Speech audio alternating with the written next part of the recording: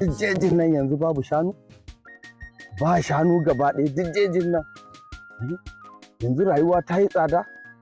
Babu shanu, ni yanzu abin da zan ci ma nake nema. Sai gaba ɗaya ba abin da mutum zai samu ya ci. Shanun ma gaba ɗaya duk an kwashe. Ɗan Amina! Ikala. Ɗan Amina! Kai! Ɗan Amina ya aka yi? Lafiyar. Me yake tafiya ne a ƙasa? Wallahi matsalar Najeriya nake hango. Matsalar Najeriya kuma? Matsalar To ai ni ban ga komai ba. matsalar Najeriya ga matsalar Najeriya kana hango. A sama? Ni ban ga komai a sama ba. Ai nan bishiya ne. Allah baka da ido. Ba ni da ido. Lissafin matsalolin Najeriya nake hango. Matsalolin Najeriya a can sama. Suna tafiya. To Najeriya wata matsala take da shi?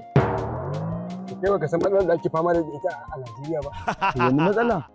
Ni nan da ka ga fa yanzu diga ruga nake ba komai. Mutumin da ke shanu sama da sanda 100 babu saniya ko ɗaya yanzu ko kaza ba ni da shi. Yanzu ka ga diga ni sai sandan nan sai wannan adan kawai na riƙo. Haka za ka yi haƙuri ka koma. Yunwa nake ji yanzu na baro yara can sai yunwa suke ji suna kuka. Na ce tunda ina da aboki a cikin gari bari lallaba in shigo cikin garin nan na same ka. Dan Amina a matsayinka na amini na in samu abin da zan ci. Je in kai ma yara. Ya ma gaskiya? Gaya min. Wallahi ba abin da za ka sai. Yanzu fa hidi haƙuri. Haƙuri? Wallahi dai haka ake. Da yunwa? Wallahi dai haka ake. Haba da Amina. To ina ne ina haƙuri da yunwa? Ka san me nake so da kai? Na. Ka koma yaran nan ka je ka ba su haƙuri. To ai ko ni ba zan yi haƙuri ba bare yaran. Yunwa fa take mu. Kana Najeriya ba za ka yi haƙuri ba?